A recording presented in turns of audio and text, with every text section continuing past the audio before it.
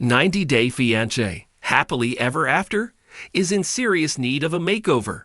The show has been around for 8 seasons now, and with every new season, the show gets more and more tedious to watch. I'm getting tired of watching the same faces on my TV screen week after week. For instance, I think I've watched Jasmine Pineda and Gino Palazzolo on TV every week for 4 back-to-back seasons since they started there before the 90 Days journey on Season 5. I've seen fans starting petitions for problematic cast members such as Big Ed Brown and Angela deemed to be canceled, but Happily Ever After is where they found a home for several seasons. Big Ed kept breaking up with Liz and Angela kept abusing Michael without a care in the world. Something tells me the next season will repeat the same patterns. Is it time for 90-Day Fiancé, Happily Ever After, to retire? Happily Ever After's history in the 90DF franchise. When did 90-Day Fiancé, Happily Ever After premiere? 90-Day Fiancé, Happily Ever After was first announced in August 2016.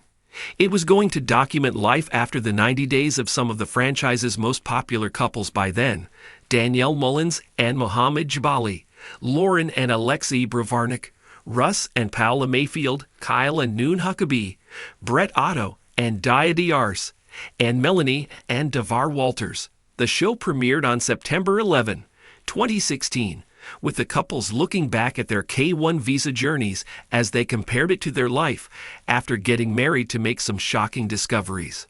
I observed how their lives after getting married had become more complicated, which meant viewers like me were in store for a lot of drama and on-screen disasters. For instance, Mohamed and Danielle had already split, with Mohamed leaving her house to move to Miami with a woman he'd met online. The most perfect 90-Day Fiancé couple to ever exist.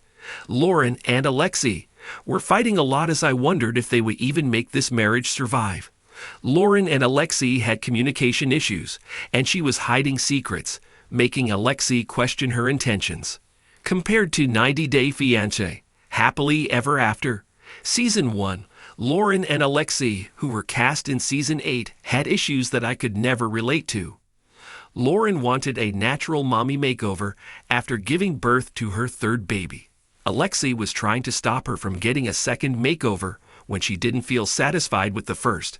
Not only were the storylines outlandish, they even featured Big Ed Brown and Liz Woods, a couple that had nothing to do with the 90-Day Fiancé visa and weren't even married. There was the pair of Angela and Michael who showed up when half of the season was over. They were one couple fans wanted information about, but the cameras weren't around when Michael walked out of Angela's house. Sophie Sierra and Rob Warren were already separated when they started the season. They could have been replaced by a former couple with an interesting storyline that didn't stem from online cheating. I felt the show was going in circles with every storyline, especially when the outcome was known to us, Instagram addicts. Happily Ever After. Cast revealed too many spoilers online. Why is the cast hell-bent on making their own lives miserable? Custom image by Kesar Garcia. The 90-Day Fiancé, Happily Ever After. The Season 8 cast itself spoiled the season for everyone. I already knew what was going to happen in the last episode with Angela and Michael when she announced that Michael had disappeared from her Georgia house weeks before the show premiered. Jasmine already had a new boyfriend she had soft-launched on her social media pages. I've come across Jasmine's boyfriend publicly flirting with her on her Instagram.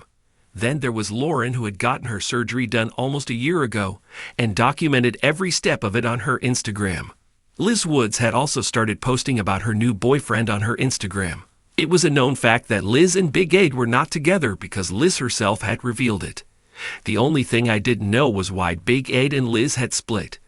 There wasn't anything that made me want to look forward to a new episode every Sunday. Why would I, if I was getting all my news from following the cast? Perhaps the next time a season of 90-Day Fiancé, Happily Ever After, is announced, I'll unfollow the cast before the premiere. However, even that won't work since I was aware of Liz and Big Ed's or Sophie and Rob's splits months before they were revealed as 90-Day Fiancé, Happily Ever After cast members. Could Happily Ever After get canceled or replaced? I think the spin-off should retire. As long as the OG 90-Day Fiancé show exists, it makes sense for the show to have a spin-off, which is AEA, but they could consider repeating the main cast after they marry as a follow-up instead of getting older cast members back, which fans have gotten tired of. Big Ed Brown and Angela Deem might thankfully not return for 90-Day Fiancé. Happily Ever After? Season 9, since they are both single, but nothing is going to stop Lauren from getting a second or third natural makeover. The 90-Day Fiancé, Happily Ever After. Conundrum.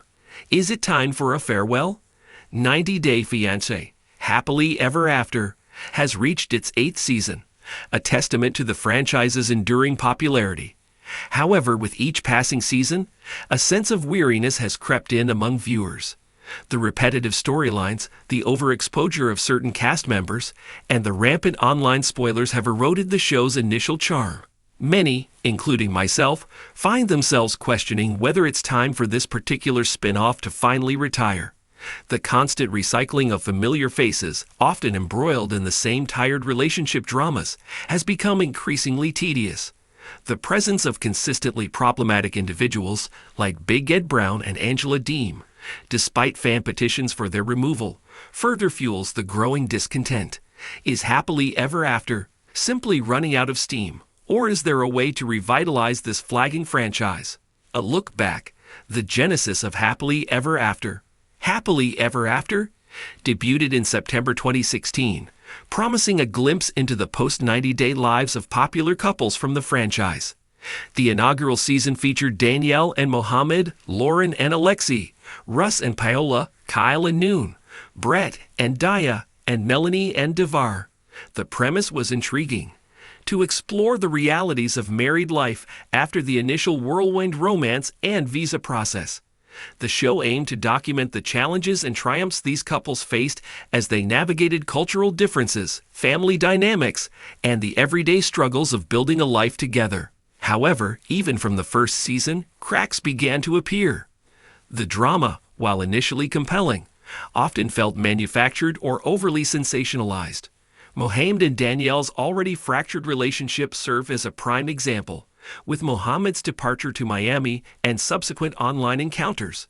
Even the seemingly perfect couple, Lauren and Alexi, struggled with communication issues and hidden secrets, casting doubt on their long-term viability. The promise of authentic, relatable stories quickly gave way to a focus on conflict and spectacle. The descent into repetition and predictability.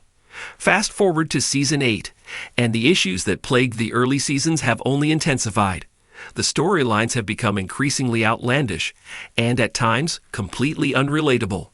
Lauren's desire for multiple natural mommy makeovers, for instance, felt disconnected from the core premise of the show. The inclusion of couples like Big Ed and Liz, whose relationship had nothing to do with the K-1 visa process, further diluted the show's focus.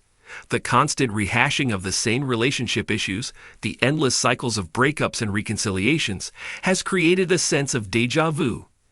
The inclusion of Angela and Michael, whose tumultuous relationship has been a fixture of the franchise for far too long, only exacerbates this problem. The fact that their storyline in Season 8 revolved around Michael's mysterious disappearance, a situation already known to viewers through social media, highlights the show's reliance on tired tropes and predictable outcomes. The selection of Sophie and Rob, already separated at the start of filming, felt like a missed opportunity to showcase a fresh and engaging story. Instead, the season was filled with predictable drama stemming from online cheating, a theme that has been done to death in the 90-Day universe. The spoiler effect, killing the suspense. Perhaps the most damaging aspect of recent seasons has been the pervasive spoiler culture surrounding the show. Cast members frequently divulge key plot points on social media, effectively ruining any sense of surprise or suspense for viewers. By the time the season premieres, many of the major events have already been revealed, leaving little reason to tune in each week. The cast of Season 8 was particularly egregious in this regard. Angela's announcement of Michael's disappearance, Jasmine's soft launch of her new boyfriend, Lauren's documented cosmetic procedures, and Liz's posts about her post-Big Ed relationship all serve to undermine the show's narrative. The prevalence of these spoilers has created a situation where viewers are essentially watching a preordained narrative unfold, devoid of any genuine surprises.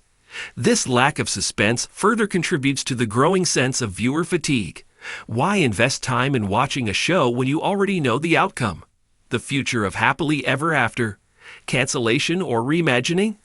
The question remains, is it time for happily ever after to finally be laid to rest? While the original 90-day Fiancé continues to thrive, the spin-off has arguably overstayed its welcome.